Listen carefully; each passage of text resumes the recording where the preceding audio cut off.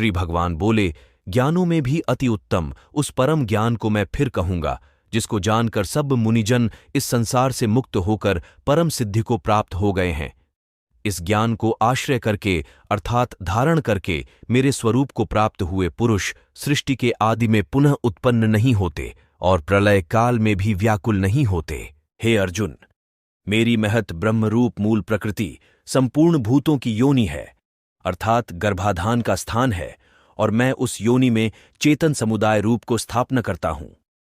उस जड़ चेतन के संयोग से सब भूतों की उत्पत्ति होती है। हे अर्जुन, नाना प्रकार की सब योनियों में जितनी मूर्तियां अर्थात शरीरधारी प्राणी उत्पन्न होते हैं, प्रकृति तो उन सब की गर्भ धारण करने वाली माता है और मैं बीज का स्थापना करने वाला पिता हूं। हे अर्जुन, सत्वगुण, रजोगुण और तमोगुण ये प्रकृति से उत्पन्न तीनों गुण अविनाशी जीवात्मा को शरीर में बांधते हैं। हे निष्पाप, उन तीनों गुणों में सत्वगुण तो निर्मल होने के कारण प्रकाश करने वाला और विकार रहित है। वह सुख के संबंध से और ज्ञान के संबंध से अर्थात अभिमान से बांधता है। हे अर्जुन, राग रूप रजोगुण को कामना और आसक्ति से उत्पन्न जान।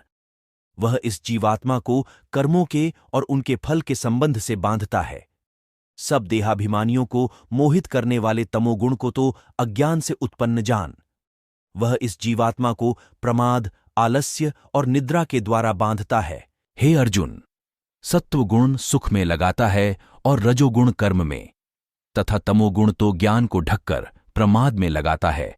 हे अर्जुन, रजोगुण और तमोगुण को दबाकर सत्वगुण, सत्वगुण और तमोगुण को दबाकर रजोगुण, वैसे ही सत्वगुण और रजोगुण को दबाकर तमोगुण होता है अर्थात बढ़ता है।